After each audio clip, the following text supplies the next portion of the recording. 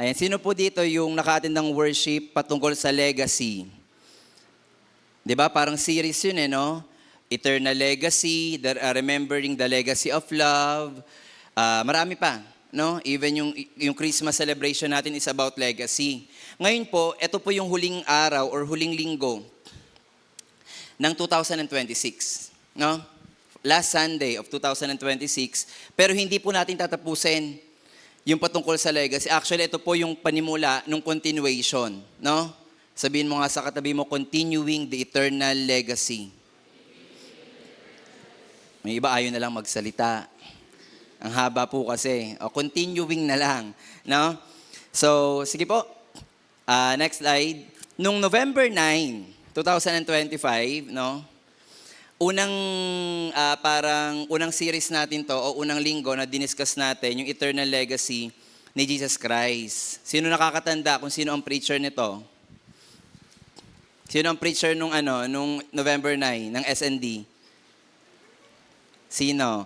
Si Kuya Jojo, si Ate Denise, si Pastor Jay, kami mga nag-preach. Sino yung nag-preach nung eternal legacy of Jesus? Sino nakakatanda? Siyempre walang prize. Kuya Glenn. Grabe, ang active naman ng Kuya Francis. No, si Kuya Glenn, diniscuss niya sa atin, ano ba itong legacy? No, ano ba yung tinatawag na legacy? At bakit ko ibinalik tayo doon? Kasi ito ay pagpapatuloy ng legacy na hindi legacy natin, hindi legacy ko, kundi legacy ng Panginoong Jesus. Next. Sa Acts 1, verse 9 to 11, ayan. So, basahin ko po dito sa English. Sabi dito, now, when Jesus had spoken these things, may mga binanggit po siya doon, no? Nung siya'y namatay at nag-resurrect, at siya'y papunta na ng langit, may mga binanggit siya doon. Binanggit niya lahat ng pwedeng gawin ng alagad. Pagkatapos siya doon pong sabihin yon, he was taken up and a cloud received him out of their sight. So imagine ninyo, yung 11 disciples, 11 na lang yun kasi yung isa naghudas nga, si Judas. Tapos, wala pang pumapalit sa kanya, sabi rin ng ibang kasulatan, na maaaring kasama during that time sa ascension ay si Mary, Mother of God, and others, no, na mga nakakita. So sila'y na-amaze na parang nakatingala lang sila nung si Jesus Christ ay nag-a-ascend. And while they looked steadfastly towards heaven, as he went up, behold, two men stood by them in white apparel. May dalawang lalaki nakaputi, no? At sinabi doon, Men of Galilee, why do you stand gazing up into heaven? So ito po ay tanong, parang sinabi, bakit kayo nakatingala? Anong hinihintay nyo? Na parang hihintayin nyo ba siya na bumaba agad-agad? Nag-a-ascend pa lang siya. Ang sabi doon, this same Jesus who was taken up from you into heaven will so come in like manner as you saw him go into heaven.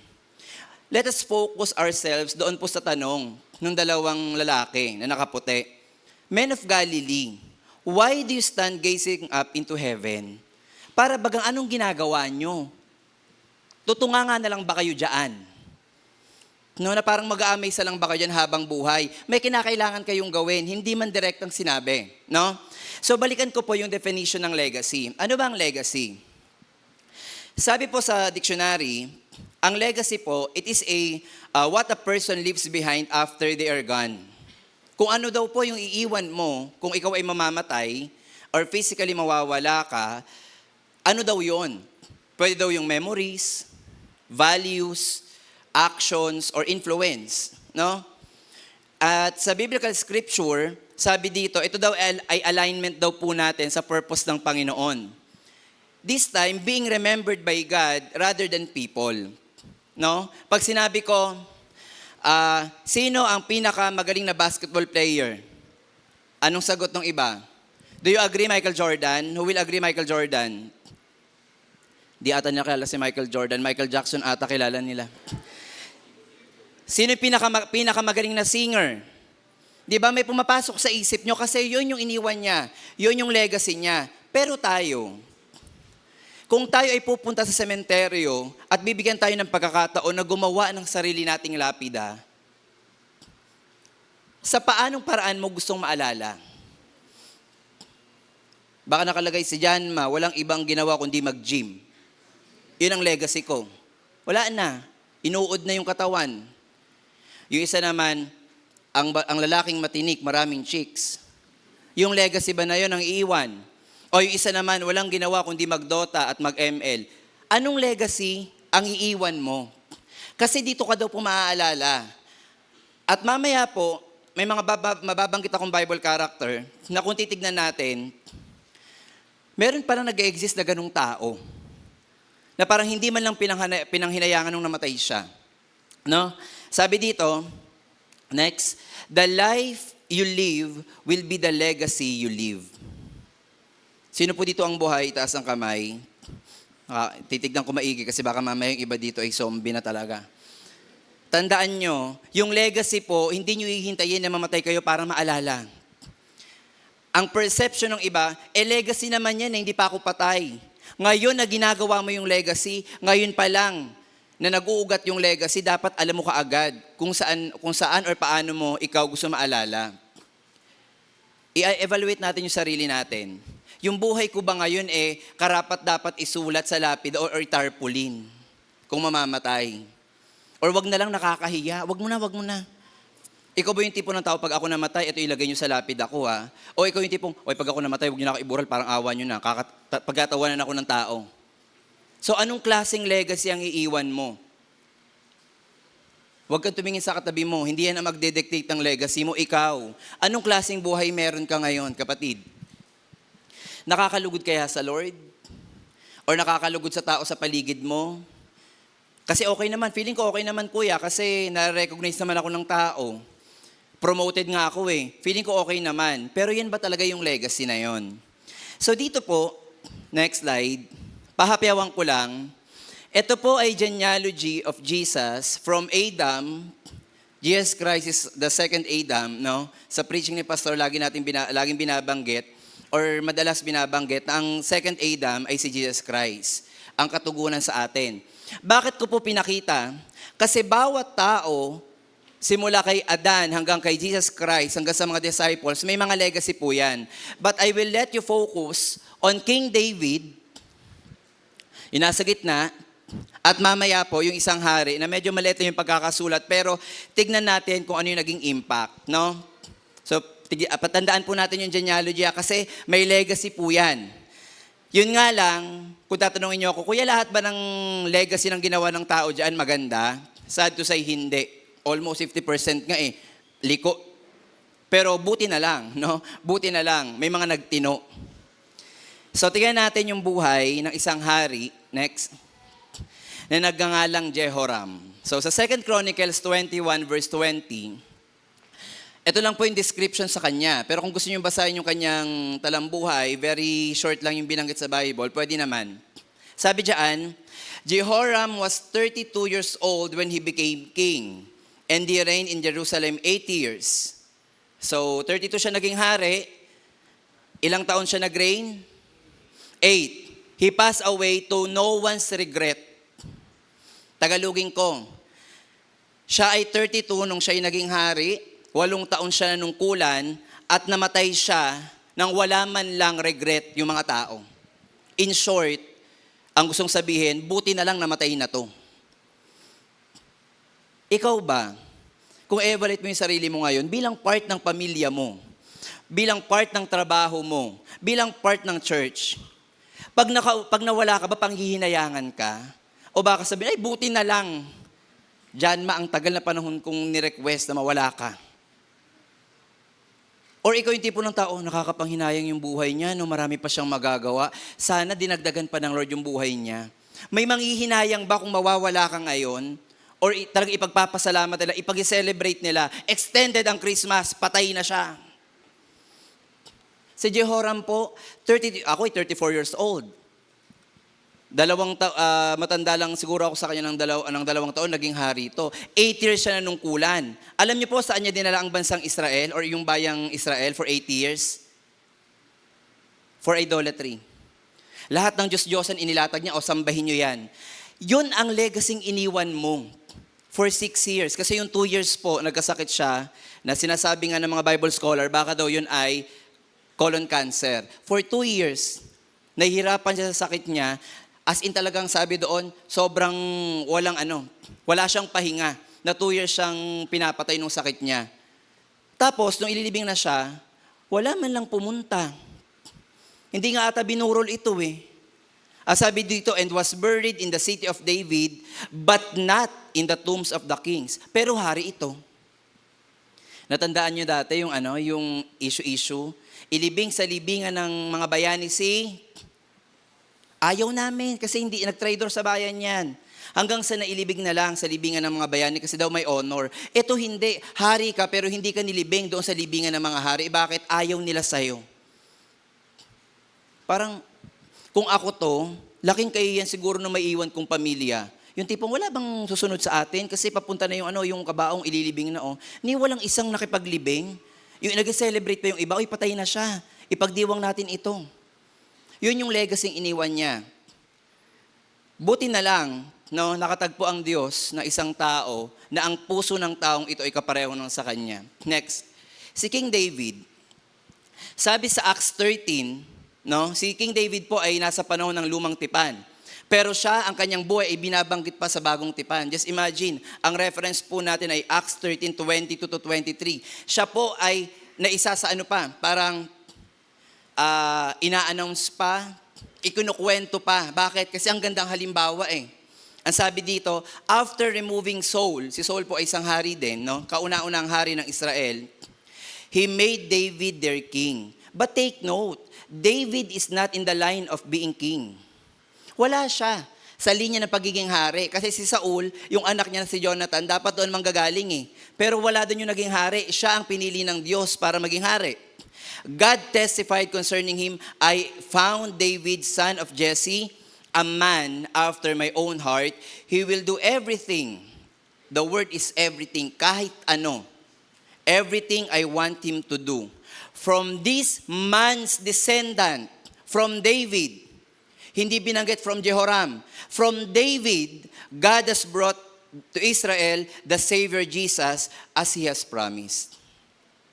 Just imagine, yung wala ka sa linya ng pagiging hari, pero dahil naging matuwid ka sa harapan ng Diyos, ikaw yung napili niya para maging, tawag doon, yung ninuno nung magiging tagapagligtas nila na si Jesus. Si David po ay isang pastol. At kung babasahin po natin yung kwento sa kanya nung siya'y pinili, hindi po siya yung tipong matipuno. Siya po ay, marami siyang kapatid, Sabi sabi ng Panginoon, pumunta ka doon sa bahay ni Jesse. Nandun yung magiging hari, ipapalit ko kay Saul. Pagkakita niya, Lord, ito na ba, matipuno na to, matangkad, tall, dark, and handsome. Sabi niya, no, he's not the one. Sabi niya, sino dito, Lord? Ito Lord, panigurado ito to. No, hindi yan. Kasi nakatingin si Samuel doon baka ito na kasi matangkad, mukha talagang hari Siyempre, pag pipili ka ng hari, medyo maskulado yung parang pwedeng manuntok, manakit, Pipili ka ba naman ng hari na parang payatot, baka mamaya po. Baka isang uod na lang, hindi na uubra to. Hanggang sa nakita niya, meron ka pa bang anak? Meron pa. Nasa pastulan eh. Sige, walang uupo. Hindi tayo kakain. Sabi ni Jesse, pwede na ba tayong kumain? Walang uupo. May kulang pa. Hintayin natin yung anak mong isa. Yun pala yung i-anoint.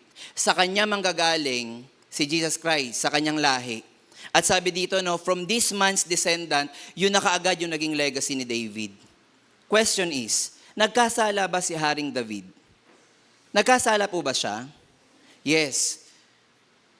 Pero alam niyo po, ang kagandahan doon, hindi siya nagdalawang isip na magsisi sa kanyang kasalanan. Isang beses lang ba siya nagkasala? Many times, nagkasala si Haring David, pero anong sinabi niya? Lord, create in me a pure heart. Walang ibang haring nagsabi nun. Yung iba nagmatigas pa, hindi. Ito yung gusto ko, ito yung gagawin ko. But David is different from them, So, tingnan po natin, balikan natin yung genealogy. Nakita nyo po, sige, next. Yan, next iya. Click, next. Ayaw talaga. Ayan, Inilagay ko lang sa square. Ito po si King David. Next.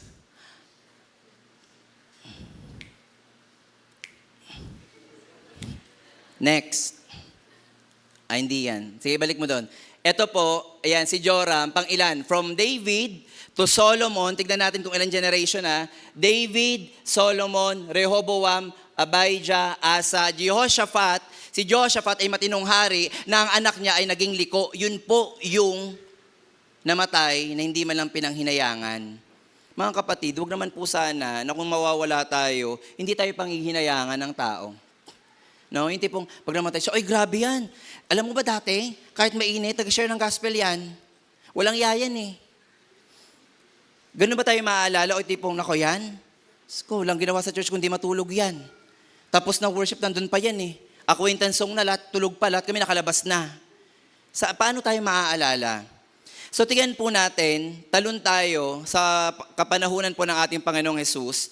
Ano po yung legacy ni Jesus Christ? Tingnan natin. Sabi sa Philippians 2:6-8, who, being in very nature God, no? Siya daw ay Diyos, did not consider equality with God something to be used to His own advantage. Siya'y Diyos. No? Nung Christmas celebration natin, sinabi ni Pastor, si Jesus Christ ay hindi naging hari. Siya'y hari nung isinilang.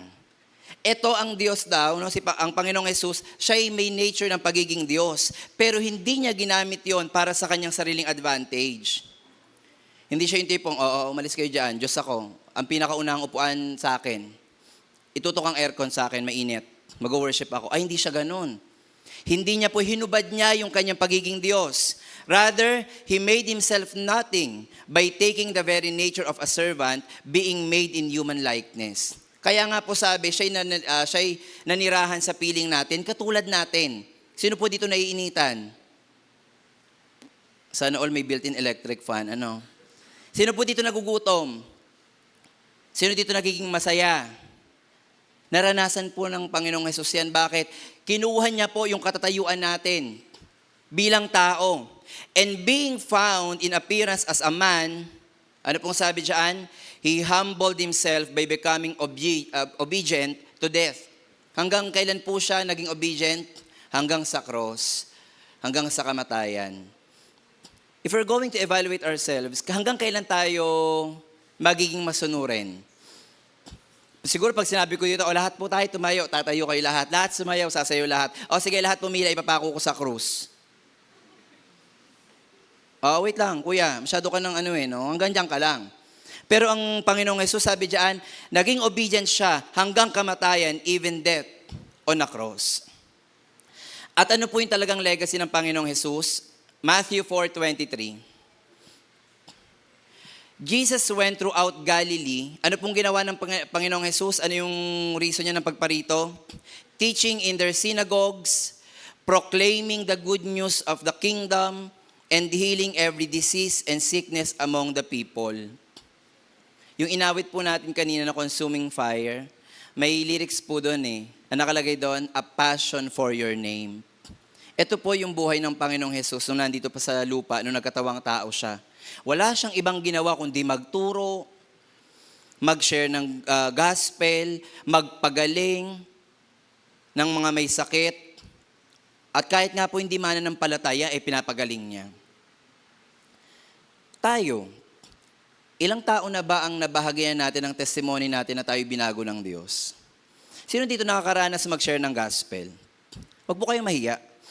No, kasi dumating din sa point na even ako, na parang hesitant ako. Sino po dito nakapag-share ng gospel? Sino po dito hindi pa natatry? Okay? Sino dito yung gustong itry? Ang Panginoong Jesus po, hindi lang siya nag-share ng gospel, nagpagaling din siya ng may sakit. Yun po yung ginawa niya for 33 years ng kanyang human life. Doon lang po umikot yung buhay niya. At nung sabi sa Matthew 28, verse 18-20, nung nagawa niya na lahat po kasi nagawa niya na Ito yung mission mo, nung siya'y pinanganak, kayo ipapanganak sa sabsaban, maraming bansa ang mag-aaway ng dahil sa'yo. Dahil sa iyong pangalan, maraming mag-aagawan sa trono. No? Because of their pride, lahat. At nung na-accomplish niya po yun, panahon na Dahil tapos na ako. No? Sabi niya, tapos na. Nagawa ko na lahat ng pinapagawa ng Ama. Ang sabi niya diyan, then Jesus came to them and said, all authority in heaven and on earth has been given to me. Ang nagsasalita po ay Panginoong Hesus. Kanino daw po binigay yung authority? Kanino daw po binigay yung authority? Sa Panginoong Hesus. Bakit siya yung namatay sa krus? At sabi, anong klaseng authority? Pili lang ba? Selected lang ba? Lahat. All authority in heaven. Hawak niya ang sangkalangitan, hawak niya ang sangkalupaan. Hawak niya kaya ang mga politiko sa Pilipinas? Hawak ba ng authority ng Panginoon yung buhay mo? Hawak ba ng Panginoong Hesus yung mga politician na nagsasabi na 500 lang sapat na ang Noche Buena, pero ang kinain nila worth 50,000? Hawak pa ba yun ng Panginoon? Yes, bakit? All authority in heaven and on earth has been given to me. Hindi po natapos doon. Verse 19, therefore go and make disciples of all nations, because all authority has been given to Him. Saan daw po tayo pinapapunta? Selected lang ba? O, kayo, mga taga-TGCCM, doon lang kayo sa Asia and the Pacific. Ano pong sabi? Ilang nations daw po? All. So, ibig sabihin, kaya ka inuutusan ng Diyos sa lahat ng maraming bansa o sa lahat ng bansa, kasi pati yun cover ng authority na binigay sa kanya ng Panginoon. Amen? O baka naman alam natin yun, pero hindi natin na isa sa pamuhay. Lord, wag mong pangahawakan yung love life ko, labas ka dito. Mag-aaway tayo pag pinakailaman mo to. Lord, huwag mong papakailaman yung pag-aaral ko. Pag sabi ko mag-aaral muna ako, tsaka na ako magmi-ministry. After mag-aral, nag-asawa, nagkaanak, Lord, paano pang gagawin ko? Nagkaanak ako. O kasalanan ko? Paano gagawin dito, Lord? Hindi na para sa akin yan. Kasama ka ba doon sa all? Hindi naman to suggestion. Na if you want to go, and if you want to make, hindi ganun ang wordings eh. Therefore, go. Pag sinabing go, ano gagawin mo? Wala, sure na yun. Kaya pag sinabi ng, alimbawa, tatakbuhan tayo lahat na makakapunta sa pinakadulo, may 5,000. Ready, get set. Pag sinabi bang go, anong gagawin nyo? Tatakbo kayo, di ba? Minsan nga hindi pa pumuputok yung baril, tumatakbo na kayo. Bakit? Kasi utos yun. Eto, therefore, may conclusion na. Nasa akin lahat ng authority, ako ay nasa inyo, humayo na kayo at gumawa ng alagad sa lahat ng bansa, baptizing them in the name of the Father, and of the Son, and of the Holy Spirit. Hindi pa natatapos doon. Teaching them to obey everything I have commanded you. At ito po yung pangako ng Diyos. And surely, I am with you always to the very end of the age. Lahat ng authority ibinigay sa Panginoong Hesus, na yun po ay pinagkatiwala sa atin para mag-win ng soul sa lahat ng tao. At ang pangako, hanggang kailan daw po tayo sasamahan ng Diyos? Always. Hanggang kailan po? To the very end of the age. Lagi kaming tinatanong ni Pastor Modi sa cell group, Jan, hanggang kailan ka maglilingkod sa Lord? Ang lagi naming sagot, pagpatay na po. O pagpatay na. So hanggat hindi ka na mamatay, anong gagawin mo? Go lang ng go. Di ba? Yung tanong, napapagod ba kami? Mukha lang kami hindi pagod, pero puyat din to. No? Napupuyat. Nagkakasakit ba? Kasi hindi naman nakalagay dito kung may sakit o pass. May sakit, puyat, pass. Hindi therefore go. It is not a choice, kundi ito ay command. At sabi po dito sa susunod na slide, you cannot pass on what you do not possess. Kapareho lang po yan sa you cannot give what you don't have. Tama? Pag halimbawa ba may isa sa inyo, CK, pahingi 1.5. Pahingi 1.5. Kaya mo ko bigyan ng 1.5? Kaya mo ko bigyan ng 1.5? Bakit mo ko kaya bigyan ng 1.5? Kasi may 1.5 ka. Kung sabihin mo sa akin, Kuya Jan, may pahingi 5,000. 500 lang pera ko dito eh. So, hindi ko may papasa yung bagay na wala ako. Naniniwala po kayo doon? Napaka-imposible naman nun. Na parang, mag-go ka. Kung tatanungin ka, nakapag-go ka na po ba?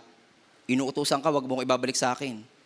Hindi pwede ikaw yung magtatanim ng legacy. Ang tanong, yan ang susundan ng mga cell members mo. Kaya anong legacy ang binibuild mo? You cannot pass on, you do not possess. What you do not possess. Kaya yung mga mayayaman, di ba? Si Juan Ponce Enrile, kilala niyo po yon? Namatay siya ng, I don't know kung 101 or 102 years old. Lahat ng presidente naabutan niya. Ang sarap siguro maging history teacher noon. Noong panahon namin, panahon ng Hapon, nagatago pa kami sa punong mangga. Kasi lahat naabutan niya eh. Alam niyo ba, nakakagulat, sa video account niya, ang naiwan niyang pera sa dalawa niyang anak ay 7.1 billion pesos. Pera pa lang po yun sa bangko. Pero meron siyang isang notebook na lahat ng kumpanya, lahat ng assets, even sa Singapore, tsaka sa United States, lahat ng property, nakapangalan sa anak niya.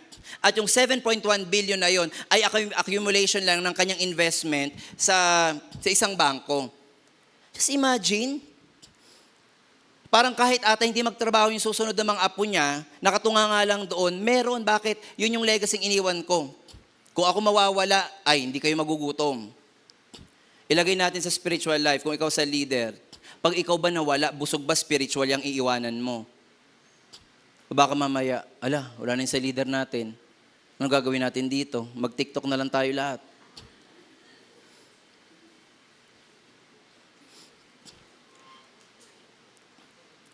Kasi po, ang pagbibuild ng legacy ay hindi biro. Napaka-crucial at sabi nga namin, hindi ito basta-basta na parang lang, okay na yan, hanggang dyan lang yung kaya natin eh. May mga susunod.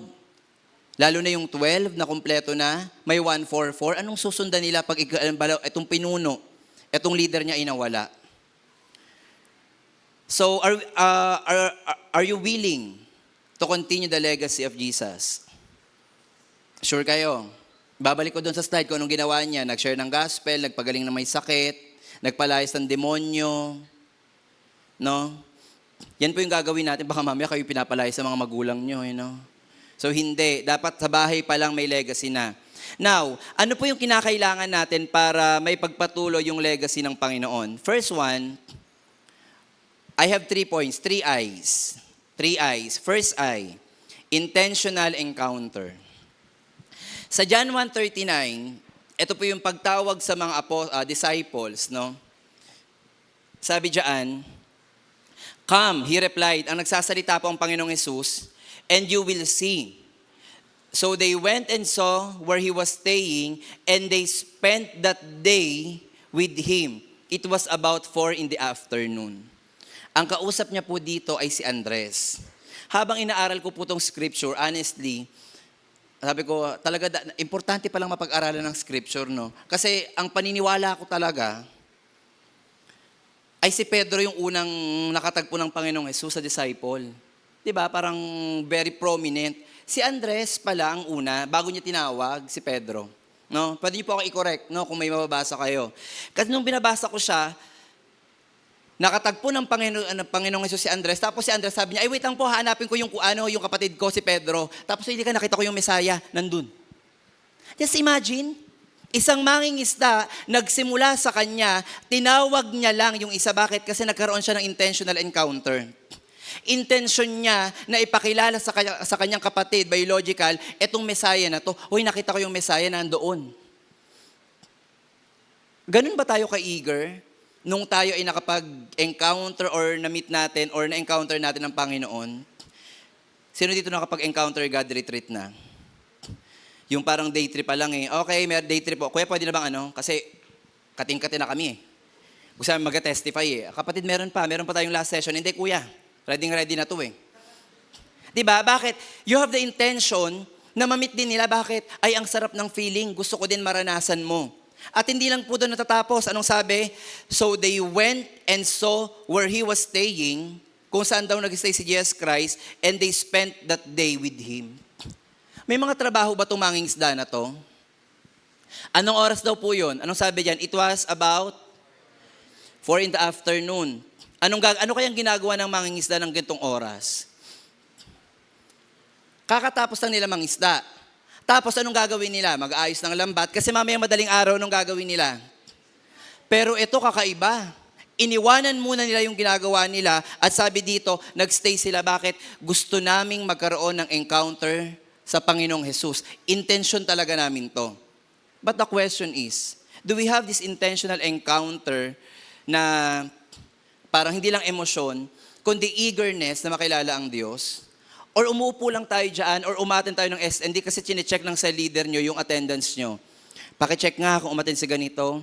Naku, hanapin na naman ako. Atin na nga ako. Dapat nasa swimming kami ngayon pero hanapin ako So, pumunta na rin ako. Yun ba yung reason? Or talagang eager na eager kang ma-encounter ang Panginoon? Alam niyo po ang ganda ng pagkakasabi ng Panginoong Yesus dito, come and you will see. Paano pag halimbawa, ininayahan ka pero hindi ka pumunta? May makikita ka ba? Wala. Pag ako umatin ng Christmas party, no? May mga raffle yan Sino po dito nagatrabaho na sa company, tapos yung party, may mga raffle. Di ba, ang ginagawa nila, null and void, pag umuwi ka, tapos halimbawa nabunod yung pangalan mo, Janma, refrigerator. Tapos sabi ng mga, oy, Janma, nasan ka, bakit? Nabunot yung pangalan mo. Hala, nasa jeep na ako. Anong sabi ng iba? Ipa-deliver na lang natin. Hindi. Anong sabi nila? Wala. Bunot ulit. Bunot ulit. Bakit? Wala naman siya Sa sitwasyon natin, ganun ba tayo ka-eager na magstay para sa Lord? Or parang for the sake of the SND, for the sake of one way, magtatalunan kami in 1, 2, 3, jump, jump, jump. Yun ba talaga? Yun ba talaga yung pinaka-intensyon para ma-encounter mo ang Lord? Mga kapatid dito, inalam nila kung saan siya nakatira, anong ginagawa niya, at nagstay sila ng matagal na oras. Bakit? Baka nakipagkwentuhan pa yan. Lord, ano pong ano? Anong gagawin, Lord? Bakit ka po ba nabuhay? Hindi natin alam kung anong pinag-uusapan, pero para humaba ng ganong katagal, ay ang sarap ng usap nun. Kung may Starbucks nun, ay ewan ko na lang, baka dinumog ng tao. Minsan nga nagtatagal tayo sa Starbucks, di ba? Kahit wala lang. Chat-chat lang ng ganyan, coffee-coffee, nakalima ka ng kape, may acid reflux ka na lahat-lahat. Anong ginagawa mo ito? Wala lang, for the clout. Samantalang pag sa church, isa't kalahating oras, 2 oras, inip na inip ka, kalami ko laging binabali sausaw, mas matagal ka pa sa CR. Kakatayo lang nun Ito ba yung ulit? May sakit ba sa kidney yun? Nag-a-announce, mas malakas pa yung boses sa nag-a-announce. Nag-closing prayer na, hindi pa sila tapos sa mga usapin nila. Di ba? Mga kapatid, yun ay parang nagstay sila ng matagal. Sabi ko, ano kayang pinag-uusapan nila? Ano kayang agenda ng pag-uusap na para tumagal sila ng ganon? Sino po dito nag-enjoy sa cell group? Pipicturean ko, papakita ko sa tribe leader. Minsan may mga dito mga nag-chat sa akin kasi may cell member ako na ang out ng mga tinuturuan niya, 12:00. Mag-chat, minsan babanggitin ko yung pangalan pasensya na kayo. Sabi ni Maury, Kuya Janma, pengi lesson. 9:00 ng gabi. Anong oras ba tapos nung trabaho nung isa? Maya-maya, eto na, tulog na ako, nakapikit na ako, biglang magbabibrate. Kuya Janma, lesson po. Si Jones. Tapos mag-selfing ganyan. Kuya, tapos na kami mag-cell group, 2 a.m. Alam mo, minsan sabi ko, lagi ko lang sasabi sa kanya, hindi nyo alam kung paano nyo ako napagpapala sa mga buhay nyo. Bakit? Yun po kasi yung tapos ng trabaho nila Kaya kinakailangan ko po talaga namin silang puntahan. Kasi kung hindi wala na po, wala ng time. Sabi ko, baka naman oras mo. Hindi kuya. Ako, free naman ako Oras po nila yon. Just imagine. Sabi ko, bakit kaya nila ginagawa yun? Kasi i-check ko yung devotion. Sila naman nag-report. Sabi ko, well, kilosan ng Panginoon yun, hindi na natin saklaw yun. No? Pero nakakatuwa lang na nabubuo unti-unti yung intentional encounter sa Panginoon. And after that intentional encounter, we have, next, intimate relationship. Ayan. So, punta tayo sa relationship sa Panginoon. Iba na naman yung ngiti ng iba sa inyo. Pag narinig ang relationship, bagong taon, bagong girlfriend, ay! Mga kapatid, i-review ko in Jesus' name. Bagong taon, bagong buhay, bagong notebook sa devotion, bagong commitment sa prayer, mahaba-habang prayer, yan ang magagandang pakinggan. 'Di ba? Ano po sabi sa John 15:4-5? Remain in me, ang nagsasalita po ay Panginoong Jesus, as I also remain in you. Ang sarap sa feeling, no? Na alam natin na ang Panginoon mag-stay. Sa panahon ngayon, bira na lang po ang nag-stay. Totoo lang. Yung dating nangako sa hirap at ginhawa, sa kasiyahan at kalungkutan, in sickness and in health, wala na. Nauna na sa'yo, patay na. Ito sabi, remain in me, manatili ka lang sa akin, panigurado, mananatili ako sa'yo. No branch can bear fruit by itself. Nakakita na kayo ng malunggay na hindi nakatanim pero may bunga? Ay, i-rebuke nyo yun, may sapi yun. Nayo, yung malunggay, ang daming bunga. Anak, saan nakatanim yan? Hindi ko na alam, nakalutang lang siya. Ay kapatid, hindi milagro yun. Parang sa atin, kung tayo ay gusto nating mag-bear ng fruit, saan tayo dapat nakakabit? Sa mismong branch, o tayo yung branch, sa mismong punong kahoy. At sabi dito, no branch can bear fruit by itself. It must remain in the... Ano sabi ni Jesus Christ? I am the vine and you are the branches. If you remain in me and I in you, you will bear much fruit. Anong klaseng fruit daw po? Isa? Anong ginamit po na adjective? Much. Sino po dito yung gusto ng maraming pagpapala? Sa trabaho, sa pag-aaral, running for summa cum laude, wala pang ano. Sino dito yung ganon? Anong sabi? Remain in me. Sabi ni Jesus Christ, remain in me as I, or I in you. You will bear much fruit. Apart from me, may magagawa ka ba? May magagawa ka ba? Kung ikaw ay nakahiwalay sa Diyos, baka yung iba sa inyo nagsasabi, bakit po yung mga nipo babies? Hindi naman sila nag-church, pero ang unlad-unlad ng buhay nila. O, palit kayo. Gusto mong ganon? Walang kilalang Diyos? Pag pareho kayo nasagasaan nung araw na yon, siya, pareho kayo may eternal. Di lang natin alam kung maganda yung eternal niya, kumpara sa eternal mo, ipagpapalit mo ba? Ang sabi dito, apart from the Lord, you can do nothing. Pasintabi na po sa iba. Baka meron lang akong madaanan. Sabi nila, seasons of learning, seasons of earning, seasons of marrying. Pag learning, kahit hindi ka muna magganyan-ganyan. Kasi nga, nag-aaral ka pa eh. Alam niyo po, siguro yun po yung talagang ipinagpapasalamat ko sa Diyos, na bagamat ako yung nag-aral talaga, alam ng ano ko yan, inaasar pa nga nila ako lagi eh. Naku, si Jan, lagi namang laman ng prayer meeting yan. Ang laging laman ng prayer meeting, sana po manalo sa quiz bee, sana po maging ganito. Totoo po yun. 2007 kami naririto, yun po talaga, Pastor, pag-pray naman po ako sa school kasi may competition po. Totoo yun. But one thing is for sure, hindi ako naniniwala na para mag-succeed ka sa pag-aaral, bitawan mo muna yung ministry mo, unahin mo yung pag-aaral. Kasi nakakasay ng oras. Ako po yung living testimony na ang Diyos mismo, yung gumagamit sa akin, ay siguro na may makakakita nito sa live, wala po akong bagsak na subject since nag-aral ako.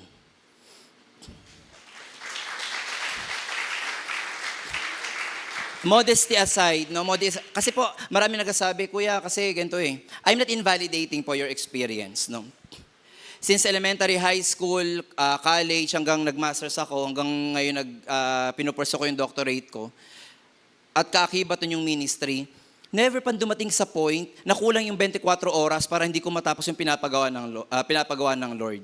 In fact, pag inuuna kong gagawin to, even yung preparation na to, dambilis. Lahat ng gagawin ko, parang lahat alam na kaagad. Minsan sobra pa yung oras, nakakapag-workout pa nga, nakakatakbo pa ako eh. Imus to ba ko nakaikot ko pa eh. Totoo po yun, may Strava pa nga ako eh. Pero ano yung sinasabi ko? Kasi ito yung pangako ng Diyos eh, manatili ka sa akin, ako na bahala sa'yo. I'm not saying po na wag mag-aral, ako nga po ay bunga ng pag-aaral. No? Pero hindi dahil sa pagsusumikap ko, kundi sa pananampalataya sa Diyos. Mahirap mga kapatid. Pero mas mahirap kung nakahiwalay ka sa branch. Tapos sabihin mo, Lord, bakit po ako tuyo? Ba't di ka matutuyo? Naka-disconnect ka. Nakakita na ba kayo ng tangkay na nakahiwalay sa paso pero mabunga? Di ba tuyo? Anong ginagawa pag tuyo ang tangkay? Sunugin. Pero hindi kayo susunugin. No? Hindi magpadilig ulit tayo sa Diyos. Lord, nauwaw po ako. Padilig ulit. Balik at balik lang. Yun po yung intimate relationship. Na para bang pag kumalas ka, parang irritable ka. No? At pag nagawa na po natin yung intentional encounter, intimate relationship, eto na po, siguro wala nang mahirap. No? The third one is insistent obedience. Yung word po na insistent, you insist. Ay hindi, ito nga eh. Ito talaga. Ito yung pinapagawa, ito yung gagawin ko.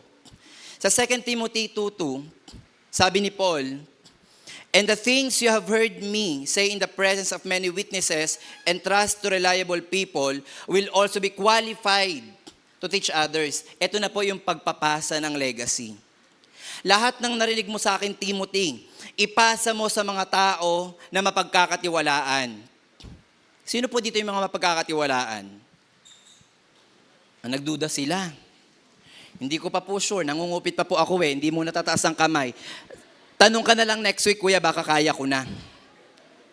Sino dito yung mahawak ng pera ng company? Accountant, mapagkakatiwalaan ka ba? Naglalagay ka ba ng insertions? Sa NEP? O, pakipasok naman to, may proyekto ako. Okay lang yan, magsasarado na ang libro. Ganyan ba? Ano pong sabi dito?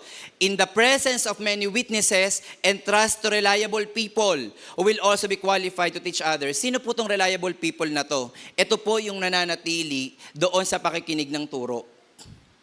Only those who have intimacy with God can be trusted with the eternal legacy. Hindi mo pwedeng pagtiwalaan yung tao ng isang bagay na nakilala mo palang kanina.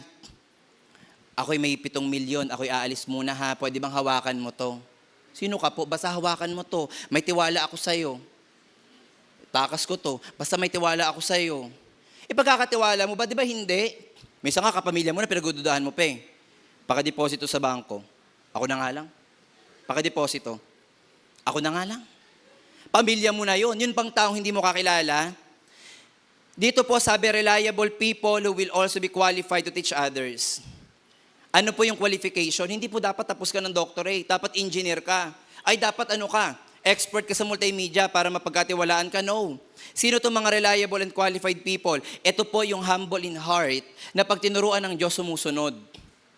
O ba kayo kayong tinuruan? Alam mo ba dyan? Hindi. Hindi ko alam yan. Mas mataas ang pinag-aralan ko sa'yo. Ba't mo ko tuturuan? Hindi ganun. No? Nung ako'y nag-uumpisa pa lang magbuhat, syempre hiyang-hiya pa ako kasi ang payat ko. Hindi naman ako ganyan kapayat. Baka akala nyo makatingin ng, hindi naman ganyan. Payat talaga. So nung unang pasok ko sa gym, tingin-tingin muna ako, ano kayong ginagawa nila, ganyan. Tapos ang daming malalaki yung katawan, tapos ang tingin sa'yo, gano'n. So gagawin mo na lang. Magkano po ang buhat? Ganyan. Depende. Tingin pa sa'yo. Babuhat ka? Sabihin ko, sa ano gagawin ko dito? Mag-aaral maraming bakal. Opo, magbubuhat ako. Hanggang sa nandoon na parang pagtatawanan yung buhat mo, lahat parang mali yung posture mo, lahat yon. Pero habang tumatagal, yung isa na nagturo sa akin, ito yung gawin mo. Hindi dapat mabigat. As in talaga, ganun po ba? Yung to the point na, asan po siya yung nagtuturo sa akin ay absent eh. Yung tipong, hala, saan na kaya yun? Bakit? Kasi siya yung qualified para magturo sa akin. At pag may nahihirapan din minsan sa gym, pinapanood ko din. Pero hindi ko naman pinagkatawanan. No? Parang, ay, mali ata yung buhat. Ganito. Ayusin mo yung posture mo. Ganon din dito, kapatid, sa scripture. Are we reliable enough para ipasa sa iba?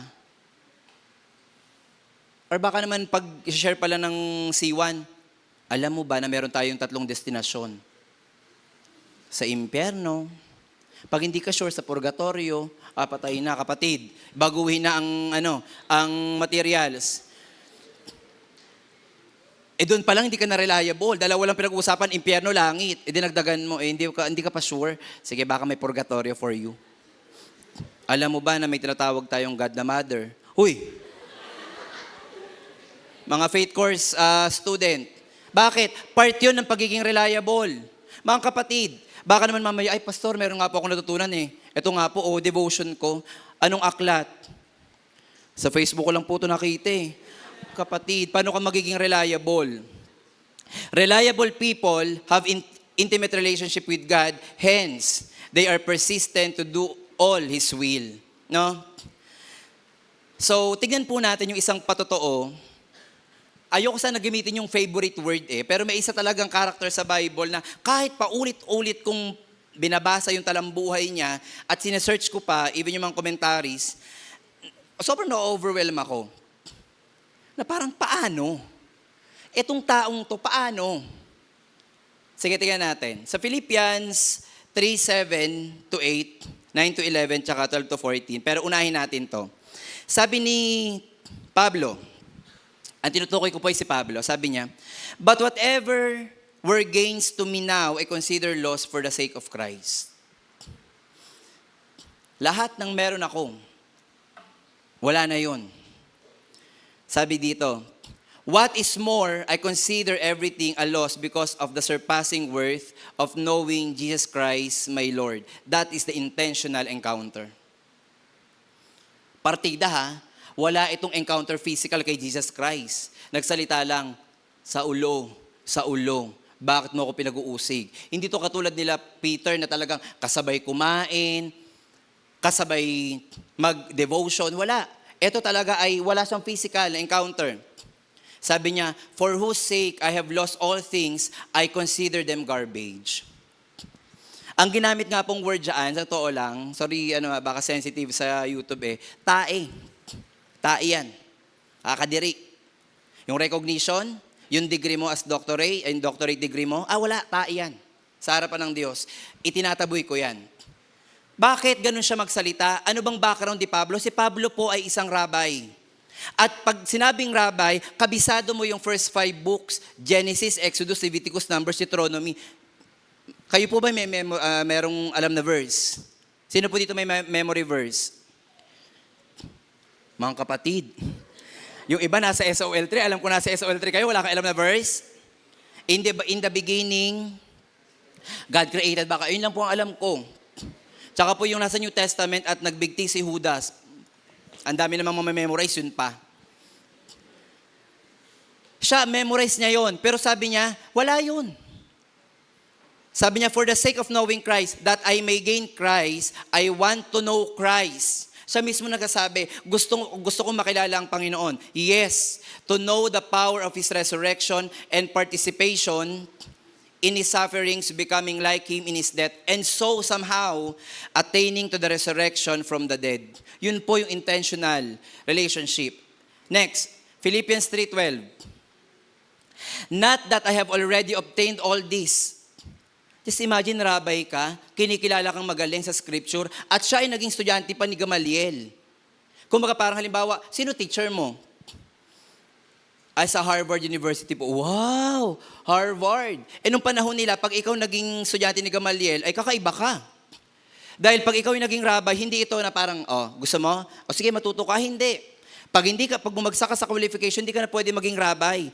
Ito, alam na alam niya ang scripture. At naging estudyante ka ng pinakamagaling. Sa first 5 books, sabi niya, "Not that I have already obtained all this or have already arrived at my goal, but I press on to take hold of that for which Christ Jesus took hold of me." Brothers and sisters, I do not consider myself yet to have taken hold of it. Just imagine, ang dami mo nang nagawa. Halos kalahati ng New Testament nagawa mo na, sabi niya, halos hindi ko pa nagagawa. May kulang pa, hindi pa tapos. Nahagupit ka na shipwreck ka na, natuklaw ka na ng ahas. Hindi ka pa tapos, hindi ka titigil. Yung tipong, saan ka galing? Sabi na nanay mo, diyan na nag-share ng gospel. Inulan ka, hindi ka pa titigil. Tatlong, din yun nagpaturo Gustong magpaturo. Huwag kang tumigil, magkakasakit ka niyan. Si Pablo, worse pa ang nangyari. Na shipwreck, inanod ng baha, natuklaw, hinagupit. At doon niya pa nasulat yung mga letters niya. Timothy, isulat mo to ha. Habang naglalagay siguro yun ng band-aid. Medyo masakit. Isulat mo to, Ephesians.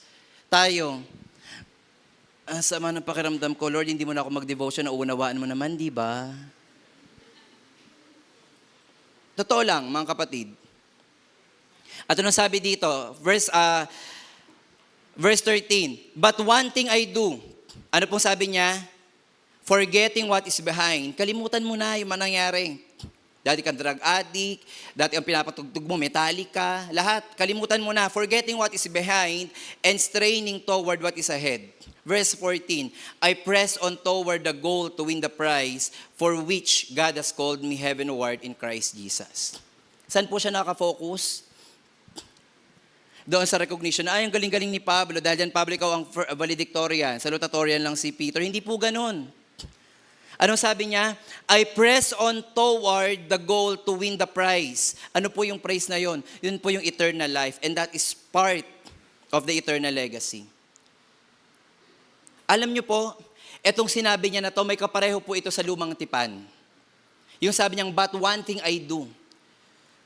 Ito yung ginagawa ko, nag-iisang bagay na ginagawa ko. Sige, next. Psalms 27 verse 4. Sabi po ni David, one thing I ask from the Lord, this is only do I seek.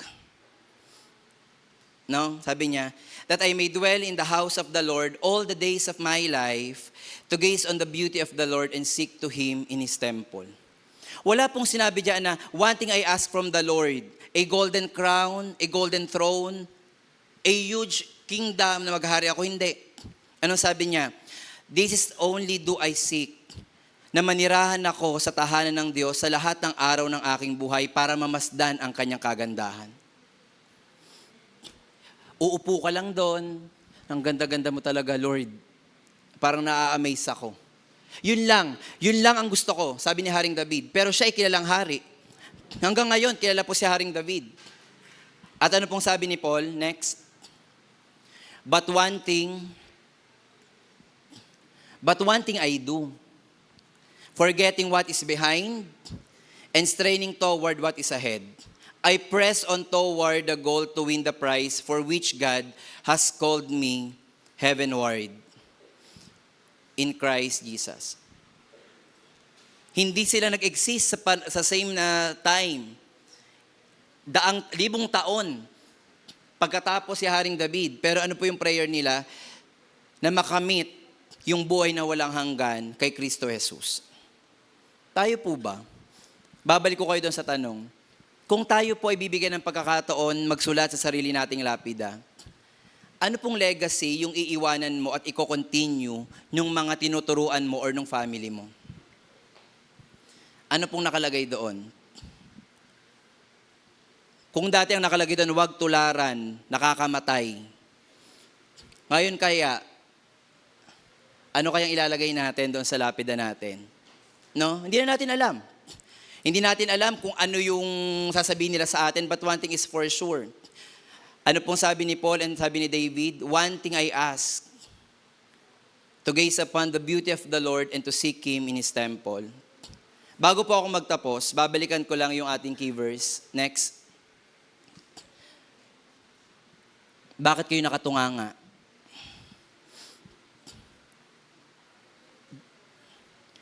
Sino po dito ang bahagi ng cell group?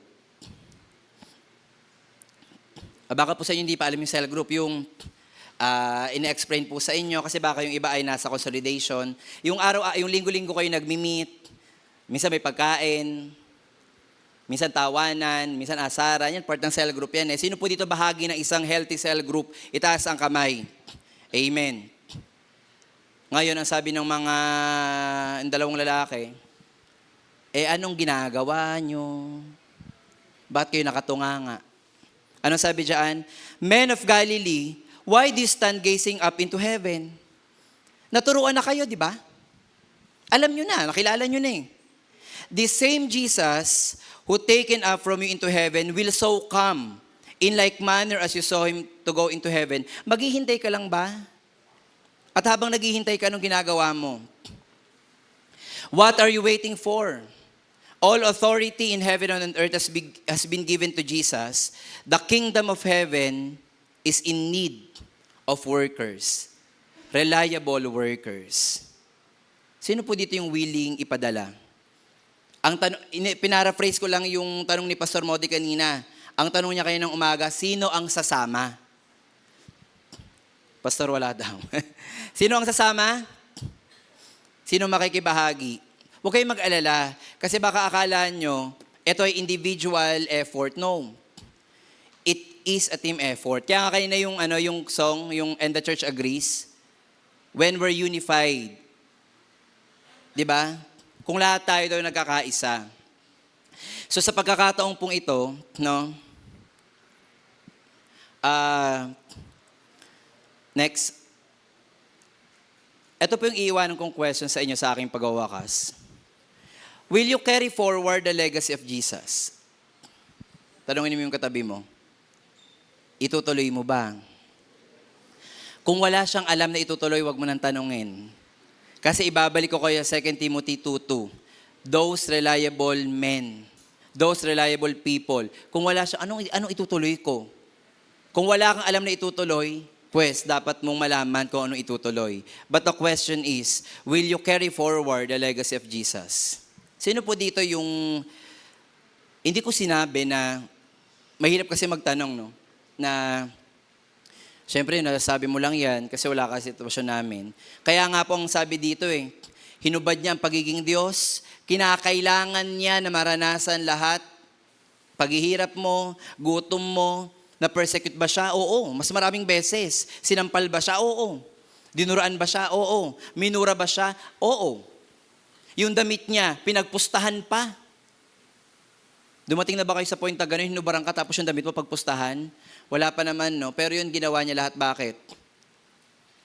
Para mapagbayaran yung kasalanan natin. And with that, makasunod tayo kung ano yung pinapagawa ng Diyos. So, ito po ay tanong at gusto ko po na manggaling sa inyo ang sagot. Are you willing to do everything for the sake of the gospel? Lahat po nang nagsasabi ng yes, tumayo. Huwag po kayong kagaya-gaya lang kasi tumayo sila, nakaupo na lang ako. Kasi may papapirmahan ako sa inyo. O, di ba, umupo yung iba. Will you leave every distractions just to leave an eternal legacy? Kung yung girlfriend mo, yung nagiging reason para hindi ka makapagpatuloy sa Diyos, kaya mo bang bitawan? Kung yung boyfriend mo yung nagiging reason para hindi ka lumago sa pananampalataya, mabibitawan mo ba? Kung yung profession mo, dahil ikaw ay top-notcher sa isang board exam, kaya mo bang i-let go yan para lang sabihin ng Lord, anak, ito yung gawin mo kasi kinakailangan kita rito. Will you leave every distractions just to leave an eternal legacy? Let us recommit ourselves to God, to the work of making disciples, and to the promise of the eternal life. Ano pong sabi ni David? One thing I ask of the Lord, and this is what I seek, that I will dwell in the house of the Lord all the days of my life, to gaze upon the beauty of the Lord and to seek Him in His temple. At sabi po ni Apostol Pablo, kakalimutan ko, kinalimutan ko lahat para lang masunod ko yung nais ng Diyos at yung prize para sa akin na eternal life ay makuha ko sa pamamagitan ni Kristo Jesus. Sa lahat po ng mga nakatayo, sabi ko po kanina, ito po ay last Sunday of December. Tanda ng pagpapalit ng taon, pero hindi pagpapalit ng pananampalataya. Hindi sinabi ng Diyos na this 2026, all of you will be promoted. Hindi sinabi ng Diyos na this 2026, lahat kayo walang paghihirap na mangyayari. Kabaliktaran po yung sa sinabi niya. Anong sinabi sa mga apostles? Maghanda kayo. Pedro, liligligin ka ni Satanas, pero huwag kang mag-alala. Ipinag-pray na kita. At yan din po ang sinasabi ng Diyos. Janma, Christopher, CK, Joshua, Francis, liligligin kayo ng kaaway. Pero huwag kayo mag-alala.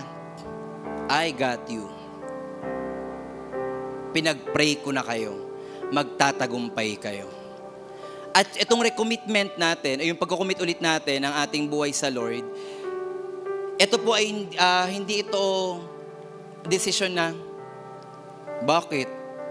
December 2025 ko naman yung sinabi, 2026 na. Hindi po ako yung titingin sa inyo at hindi ako yung magmamonitor sa inyo. Sino po ang audience si David tsaka ni Paul doon sa Psalms 27 verse 4 and Philippians 3:13? Hindi naman yung mga tao eh. Anong sabi niya? House of the Lord, and to seek Him in His temple. I press on toward the goal to win the prize for which God, kayo po ay magre-recommit ng inyong buhay sa Diyos. hindi sa leader nyo, hindi sa tribe leader nyo, hindi sa building na to, kundi magre-recommit tayo ng ating pananampalataya, ng ating buong lakas, ng ating buong pagsusumikap para matapos po natin yung pinapagawa. Ano pong pinapagawa? Go and make disciples because all authority in heaven and on earth has been given to me. Hayaan niyo po may panalangin ko kayo. Let us all pray. At habang ako po'y nananalangin, hayaan niyo po na malayang mangusap sa inyo ang Holy Spirit at ang Panginoon kung ano po yung desire ng puso niyo. You cannot give what you don't have. You cannot pass on what you do not possess. And right now, we're asking God, we're asking the Holy Spirit to fill us once again for us to pass itong legacy ng Panginoong Jesus. Why? Because you are reliable men of God. Let us pray. Panginoong Diyos, kinikilala po namin ang paghahari mo sa aming buhay. Noong unang araw na tinanggap pa po namin bilang aming Panginoon at tagapagligtas, aming Diyos, alam po namin na labis-labis yung kagalakan. Alam po namin na kinakailangan po namin makilala ka ng lubusan. At gaya po ng sinabi ni Apostol Pablo, I want to know Christ. Father, mangusap po kayo sa puso, sa isipan ng bawat isa na naririto. Hayaan mo, Panginoon, na kung ano po yung desire ng kanilang puso patungkol sa pagpapatuloy ng legacy. Ito nga po, Lord God, yung ibigay mo sa kanila. The zealousness, yung lakas physically, yung katatagan, Panginoon, spiritually, kung ano man po yung darating sa aming mga buhay, Panginoon, magtatagumpay po kami. At sabi nga po ni Apostol Pablo, we will forget kung ano man po yung nasa likuran namin. And we will focus kung ano po yung nasa harapan namin. For what reason? For us to gaze upon your beauty, Lord, in your temple. To seek you, Father God. And to gain the eternal prize na nakalaan po, Lord God, para sa amin. Pagpalain mo po, Lord God, ang bawat isa na naririto. Sa mga nag-commit muli ng kanilang buhay, Panginoon, ibuhos mo ang masaganang pagpapala sa lahat po ng aspeto ng kanilang buhay.